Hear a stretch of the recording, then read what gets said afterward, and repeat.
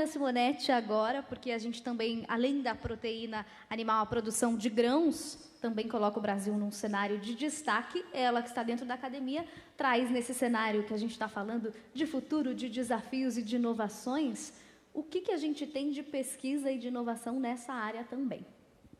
Bom dia a todos, é um prazer estar aqui, muito obrigada pelo convite. E eu ouvindo, a fala de todos vocês, o painel anterior, a gente vê, como o Tejão falou, o capital humano, é tão importante, porque toda essa tecnologia, pensar na logística, pensar na proteína, eu tenho, antes de tudo, pessoas, pessoas que vão desenvolver. E é na universidade, nos centros de pesquisa, que esse desenvolvimento acontece. E eu, como engenheira agrônoma, coordenadora de um curso de agronomia, eu vejo muito que é preciso, para a gente alcançar tudo isso com maestria, é preciso que a gente invista em profissionais qualificados. E a gente vendo a ação do engenheiro agrônomo, a gente percebe que o produtor é importantíssimo, o produtor ele está lá, ele está fazendo, o produtor, ou talvez o agente de saúde, como foi comentado, mas eu preciso ter o profissional que indique as melhores técnicas, porque o Brasil ele é um país continental, com um clima favorável, só que é um clima que também permite mais pragas, por exemplo, do que eu estar lá nos Estados Unidos, onde eu tenho uma época onde eu tenho gelo e as pragas ficam à parte. E com isso eu preciso de pessoas que entendam desse controle das pragas, e daí vem a possibilidade do uso de agroquímicos. A gente sabe que o uso é necessário, mas é preciso um manejo integrado de pragas, de doenças, é preciso buscar alternativas. Você vê, o Paraná, essa região é muito referência também nessa parte. O pessoal do IDR faz uma série de controles, por exemplo, da ferrugem asiática da soja, com o uso de coletores de esporos, para eu poder fazer uma aplicação focada, e não ir aplicando, jogando defensivos ali na lavoura sem uma necessidade. A gente sabe também que o trabalho do engenheiro agrônomo, ele permite uma escolha de uma cultivar mais adequada, uma cultivar que depois vai trazer a qualidade do grão que é necessário para a indústria ali animal, para a indústria, para o alimento humano. A gente sabe que soja, milho, são centenas de produtos, a base desses produtos, assim, desses vegetais, assim como trigo, aveia, ele não, é um consumo que, se a gente for ler as embalagens dos nossos alimentos, em muitos deles tem ali soja, tem milho, tem trigo. Então, é importante que o quê? Que nós tenhamos a qualidade desde essa formação, a qualidade desses profissionais, o olhar desses profissionais no sentido de enxergar potencialidades de produção, potencialidades regionais.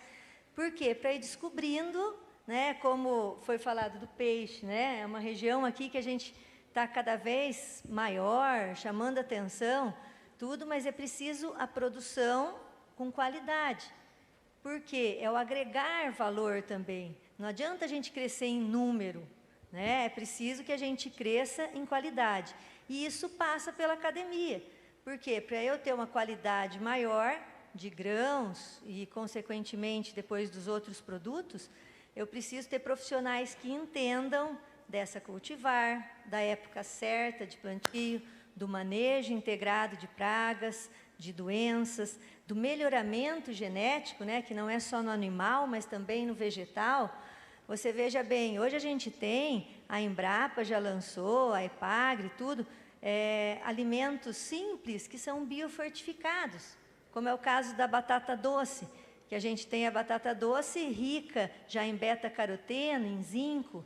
E daí você fala, mas para que isso? É para eu poder dar um alimento com uma maior qualidade para, às vezes, pessoas que não têm uma condição de comprar suplementos, ali alimentares. Então, no próprio, na própria planta, no próprio alimento, já vai ter isso aí. E isso é tudo um trabalho do quê? Do melhoramento. O melhoramento que produz plantas resistentes à seca. Você vê o problema que foi aqui, na última safra, a queda de produção por causa do clima, e o clima ninguém controla. né? A gente não consegue, por mais que a gente desenvolva tecnologias do clima, a gente fica na dependência. Então, mas eu posso fazer o quê? Eu posso buscar cultivares que são resistentes a estresse climáticos, ou excesso de chuvas, ou a seca. E eu acho que é nesse sentido que a universidade vem ajudar nessa formação. E o desafio no agronegócio, quando a gente olha sobre, né, essa ótica, é formar profissionais cada vez melhores, profissionais com olhar sistêmico, capaz de não só produzir mais e com qualidade, mas que vejam depois, né, a agregação de valor, o problema da logística, o armazenamento, porque não adianta eu produzir com qualidade e não armazenar com qualidade, porque eu vou ter perda também de valor. E a gente sabe que tudo isso tem que vir junto com um olhar de sustentabilidade, né? Uma palavra grande ali, mas extremamente importante, que é o quê? Eu conseguir fazer essa produção com um mínimo de agressão ao meio ambiente, né? E as pessoas de maneira geral. Por isso, e é possível aumentar essa produção mantendo a sustentabilidade? Sim, até porque no Brasil a gente sabe que, até foi o professor falou antes, né? E a gente sabe que podemos crescer sem derrubar um pé de árvore, só usando pastagens degradadas, né? Recuperando essas áreas já é possível crescer. E a gente tem que lembrar isso, que não é só crescer no tamanho, é crescer na qualidade, porque daí a remuneração é maior. Então, acho que esse olhar também que é preciso ter. Ricardo, vou passar para você, que você está me olhando com que você quer complementar, né? Faz tempo.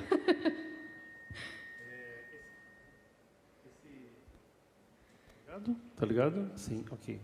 Esse desafio de crescimento de produtividade, que o Tejão falou, lá atrás eu ia complementar, o Ministério da Agricultura lançou os prognósticos dos próximos 10 anos.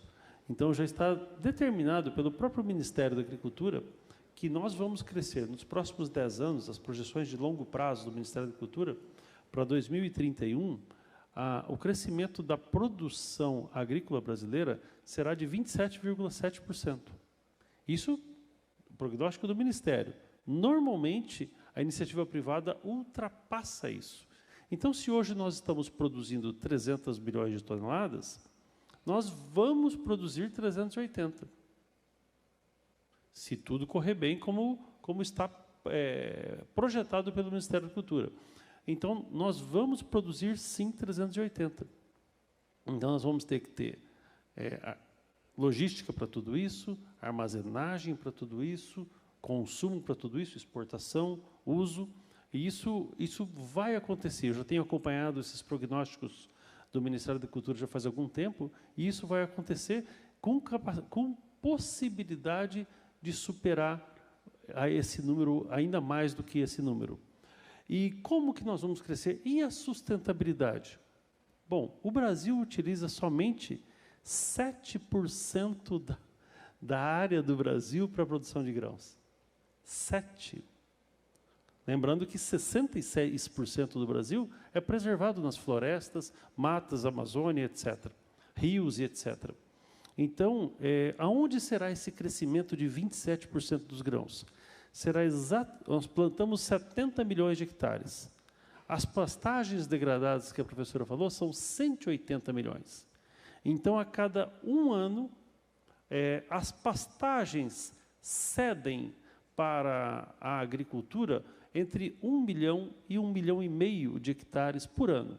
E, com isso, nós vamos recuperando aquelas pastagens que hoje têm poucos animais em cima de cada hectare, produzindo mais grãos. E com esse grãos, volta para a própria pecuária, a produção de bovinos vai crescendo, a produção de aves vai crescendo, e com isso nós vamos produzindo ainda mais proteínas com qualidade e, naturalmente, respeitando a sustentabilidade. Porque o mesmo Ministério da Agricultura que eu citei no início, ele é responsável hoje pela legislação mais exigente que existe no planeta. Nem na Europa, nem no Japão, nem nos Estados Unidos tem uma legislação tão sofisticada, exigente e constantemente atualizada. Toda semana tem uma normativa nova. Tem ou não tem, Paludo? Todo dia tem uma normativa nova para nós atendermos. Seja do Ministério, seja do Transporte, seja da Polícia Federal, da Receita, de algum local tem uma normativa nova e as indústrias são obrigadas a respeitar tudo isso do ponto de vista de sustentabilidade também. A nossa empresa, que é a Seifides, nós nascemos com um propósito de produzir alimentos seguros, mas como que eu falo em segurança? Depois da Segunda Guerra Mundial, o mundo passou a usar antibióticos. E nós conseguimos produzir muita proteína com o uso de antibióticos. A Seifides é uma empresa que nasceu para substituir os antibióticos promotores de crescimento. Então, todos os aditivos que nós fazemos na nossa empresa é visando a substituição dos antibióticos e a proteção da ração.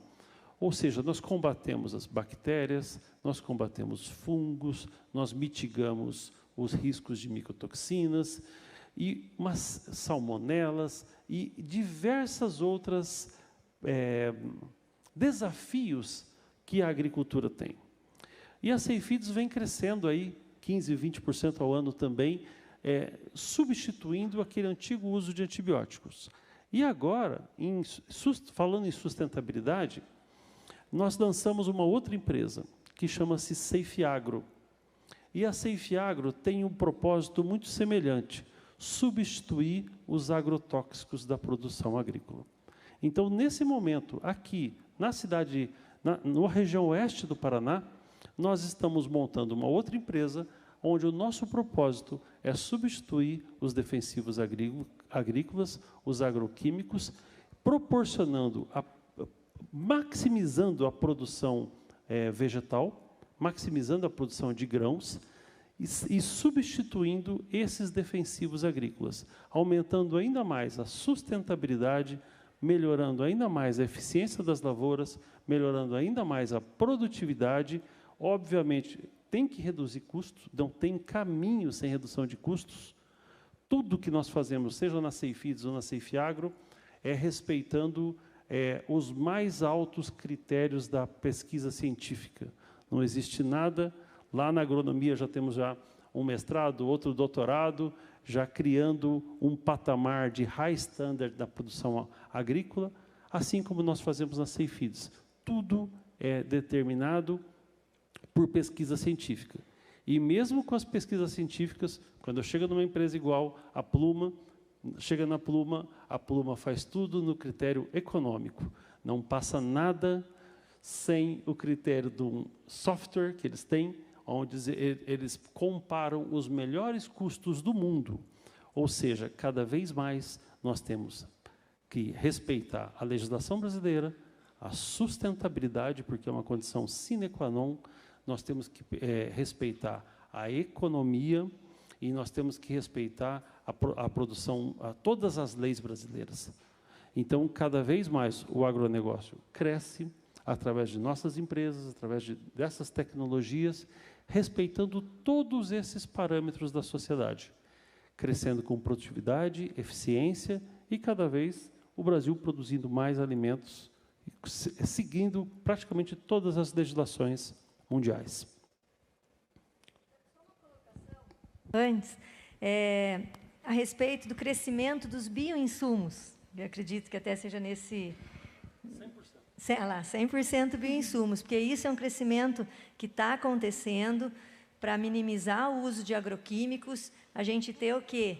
Materiais biológicos, além do que a gente já conhecia, de, vamos dizer, controle alternativo de pragas e doenças, usando outros fungos, outras bactérias, tudo, a gente está começando também, começando não, né, mas está assim, fortalecendo esse setor de bioinsumos, até também com a produção, em alguns casos, on-farm, outros, né, trazendo até a propriedade, mas com um viés de muita sustentabilidade também. Não, aproveitando tudo isso que o Ricardo está falando em sustentabilidade, eu acho que não tem outro caminho. Eu acho que todas as empresas têm que se adaptar, têm que realmente fazer com que isso seja uma regra do jogo, e nós temos que jogar na regra do jogo. Eu acho que o Brasil está fazendo muito bem feito. Mas uma coisa é certa, o Tejão falou, o doutor aqui falou também, nós temos que ter competitividade, nós temos que ter custo. Então, nós temos que ter um custo, Tejão, de um saco de milho a R$100, está fora. Nós não podemos continuar. Nós, com a produção brasileira que temos que ser competitivos no mundo. Nós temos que ter um ganho para o produtor, mas temos que ter esse milho, esse soja competitivo, para que nós produzimos uma proteína que seja competitiva aqui, para que todo mundo tenha acesso, nós sejamos competitivos no mundo, que todo mundo tenha acesso, e nós temos condição de fazer. Nós temos que fazer a nossa parte, e o governo também tem que fazer a parte. Hoje, isso que você está falando da logística, é um absurdo. O que é perdido na logística, na produção de grãos, o custo hoje é muito grande. Quanto que nós estávamos exportando um container de frango daqui para a Europa, para o Oriente Médio, há 1 ano, 2 anos atrás, hoje, 3 vezes mais. Então, assim, o custo extrapolou os limites de qualquer coisa. Então, o produto vai ficar caro, todo mundo vai reduzir o consumo. Então, nós temos que ter realmente alguma coisa que tem que ser feito. Eu acredito que nós temos condições de fazer, o governo tem que fazer a parte dele, nós não podemos pagar tão caro para esse custo do Brasil. Esse custo da logística, o custo dos portos, custos do aeroporto, das rodovias, de pedágios, e tudo eu concordo que tem que ter, mas tem que ter um limite. Esse custo, ele está fora. Então, nós temos que nos adaptar. Nós temos o produto, vamos ser competitivos, mas nós temos que ter um custo dentro de uma lógica, seja ele na proteína, seja ele no grão, seja ele no transporte, em tudo quanto que nós fizermos. E eu acho que nós temos condições de fazer, que o Tejão falou anteriormente, o governo tem que fazer a parte dele, tanto o governo municipal, estadual ou federal, para que nós realmente sejamos competitivos. É um país do futuro, nós acreditamos, nós apostamos e que queremos continuar crescendo, e eu acho que esse é o caminho do Brasil. Nós temos que ser bom naquilo que nós sabemos fazer. Não adianta nós querer ir para um lado que nós não temos. Nós temos uma tendência de sermos muito bons, temos terra, temos clima no agro, e nós temos que, ali que nós temos que apostar, e nós temos que acreditar e fazer esse Brasil crescer.